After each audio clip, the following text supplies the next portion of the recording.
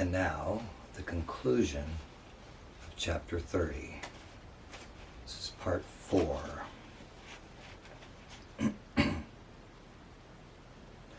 Will turned and saw their missing friend materializing next to the fountain, near the spot from which she and her assailant had disappeared, though now she was alone.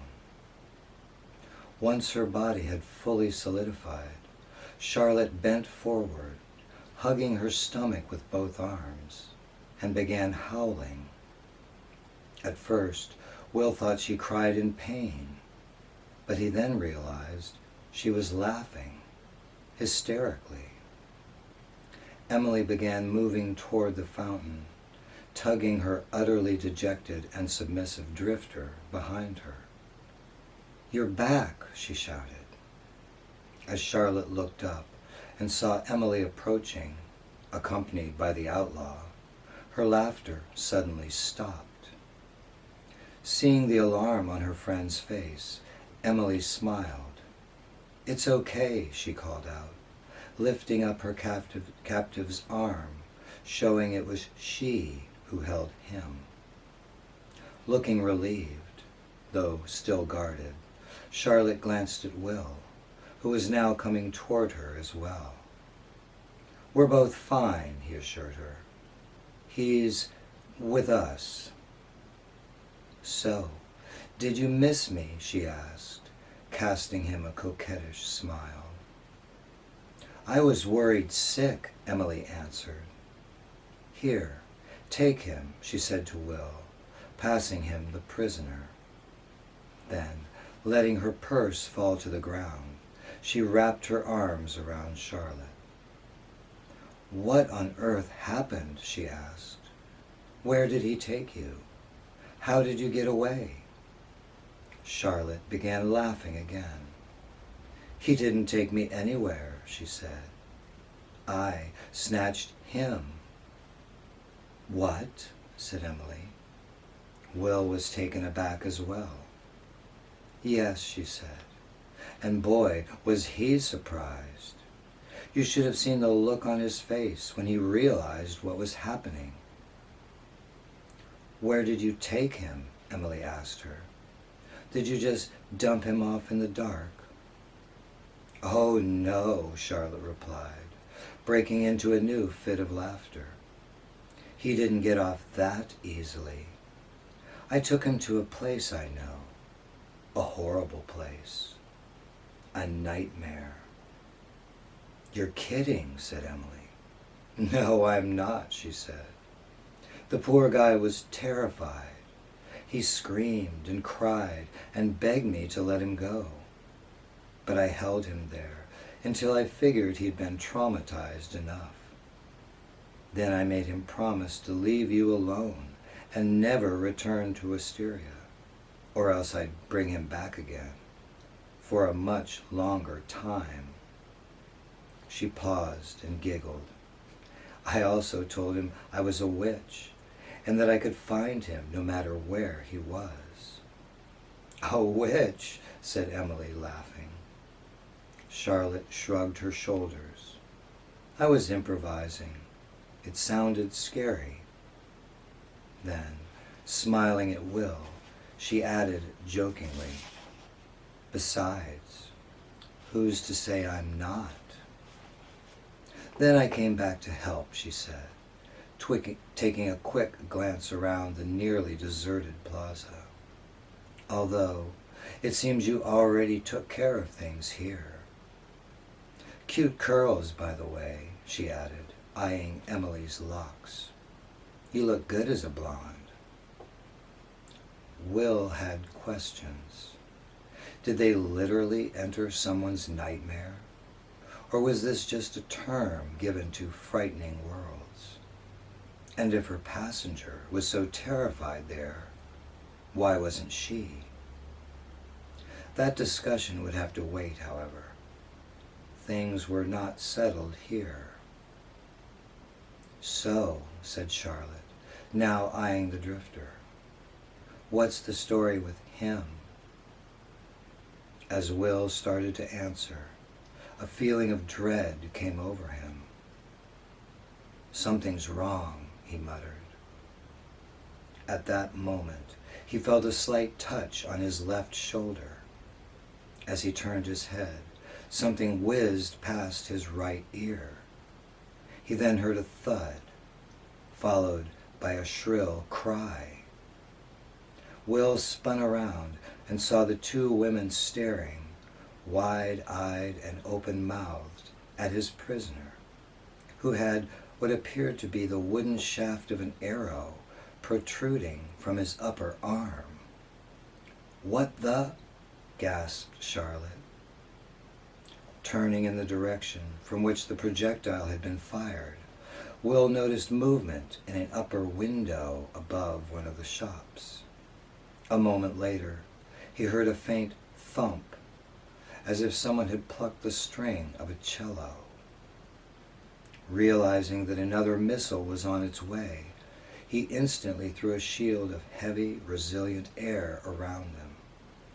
And before he could shout out a warning, a second arrow hit the invisible curtain, slowed to a halt, and dropped harmlessly to the ground a few feet in front of them.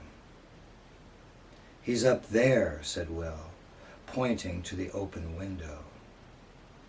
"I guess Iris was right," Emily murmured. Their informant hadn't miscounted. Charlotte looked at her quizzically. "Long story. I'll explain later." Charlotte nodded, then stepped over to the fallen arrow and picked it up. Will observed that it seemed rather short. After examining the object for a moment, she grasped it firmly with her left hand, holding it like a dagger, and stared intently at the window. "I'll take care of this one," she said. Emily immediately protested. "No, Charlotte." "Is the force field still up?" she asked, ignoring Emily's objection. "Yes," Will answered. "I'd keep it in place," she said hurriedly. "He might try another shot." "Charlotte," implored Emily. "You watch out for her," Charlotte said to Will, as she closed her eyes. "Don't worry, dear. I'll be right back." "She's impossible," said Emily, as her friend disappeared. Will had to laugh. "Now you know how I feel," he mumbled. The wounded drifter suddenly swooned. Will almost lost his grip on the man's wrist as he collapsed onto the pavement. Cautiously, lest it be a ruse, he knelt down next to the outlaw. The fellow was breathing, and his eyes were open, though barely. But his stare was glazed, and he looked pale. "Is he conscious?" asked Emily. "Yes," Will replied. "He may be in shock, though. Could you get some water?"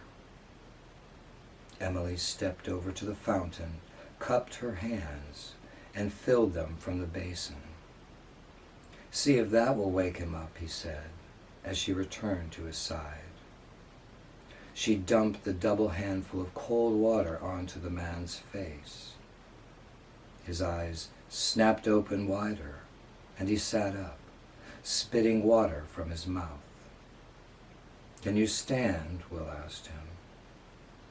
The revived prisoner silently nodded, and they helped him to his feet. Then there was a piercing scream, a woman's scream. As Will turned, he saw a figure fall from the sniper's window and hit the ground. Emily started to dash across the square, but Will quickly grabbed her arm and held her back. "Wait," he said. "That's not her." It had happened quickly, the cry, the fall. But, unless she had changed clothes, the person lying on the pavement was clearly not Charlotte. "No, it's not," she acknowledged. as the lifeless body began to evaporate. But the scream, it was a puzzle. "I know she's still here," said Will. He was certain of that. She hadn't been taken or driven from his world. "And I believe," he continued, eyeing the pallid drifter, "you're alone now."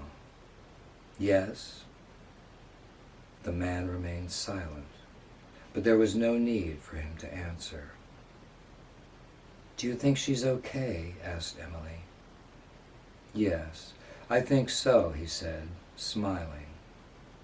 For just then, the door on the far side of the plaza opened, and Charlotte appeared. "Thank God," said Emily. "What's she carrying?" It took him a moment, but Will recognized the object. "It's a crossbow," he said, hence the short arrows. Charlotte walked to the spot where the fallen body had lain, paused, and picked something up from the ground. Then, as she hurried towards them, Will lifted the shield that surrounded the fountain. "So that's the weapon," he said to Charlotte, who approached him, proudly displaying the captured crossbow. "Sure is," she said. "What happened?" Emily asked her. "We heard a scream." "Yes," she said. "That was her." "Her?" "The woman who was firing this at us," she explained. A woman drifter, huh?" mused Emily. "Here," said Charlotte, presenting Will with the prize. "A souvenir." "You should keep it," he responded. "You earned it." Charlotte laughed. "I can't take it home with me, and I have no world to keep it in." "It looks very old," he said. "I'm certain it is," she replied. "Still works, though." "It's an artifact, yes?" asked Emily. "Yes," said Charlotte, "and a lovely one, too. I'm sure the owner will be quite upset that it's been lost." "Why?" Will asked her. "What do you mean?" she said. "Couldn't whoever made this one simply create another?" he said, unpacking his question. Charlotte seemed puzzled. "It's an artifact, Will. A relic." "It was brought from the waking world," Emily struck in, realizing he was unfamiliar with the terms.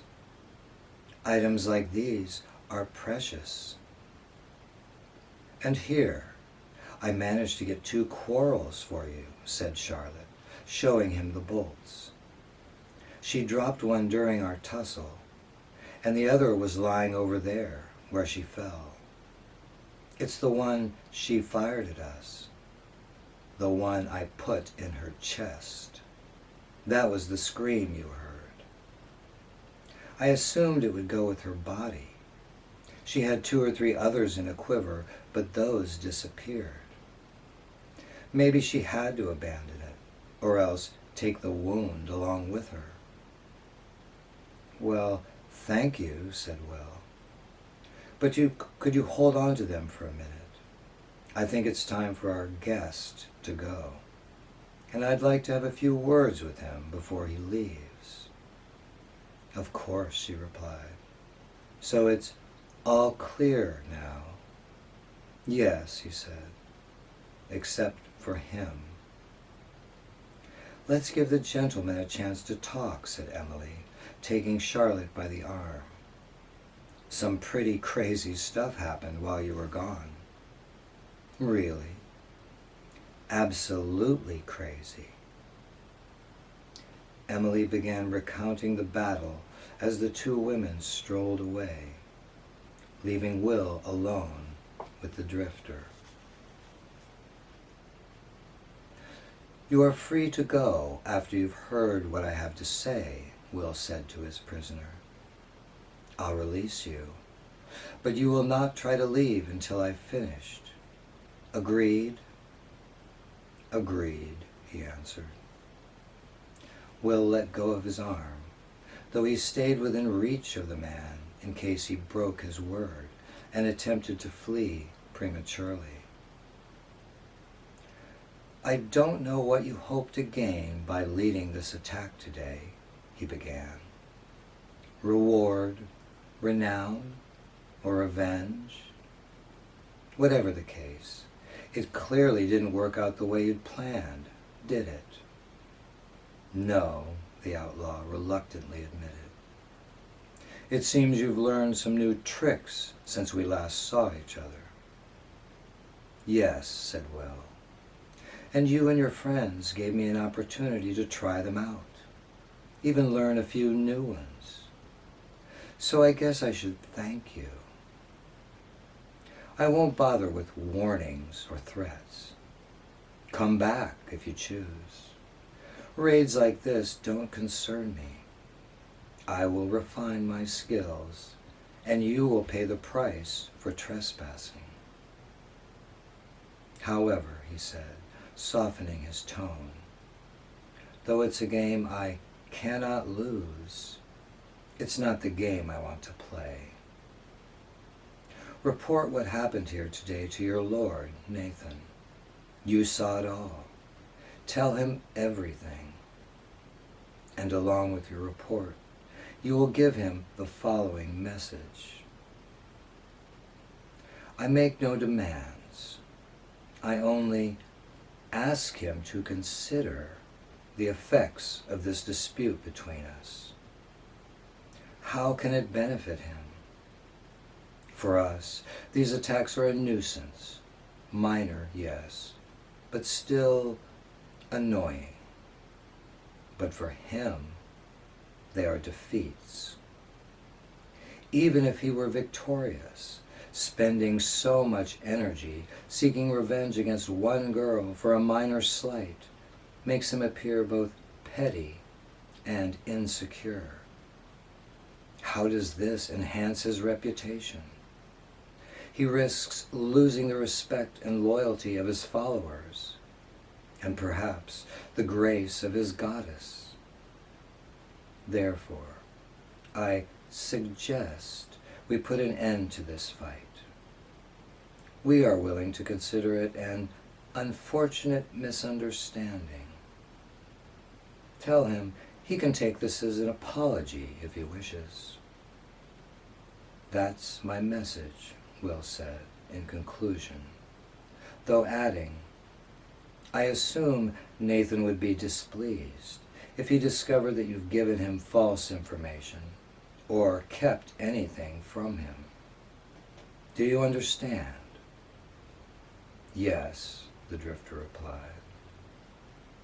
Good. Then you may go.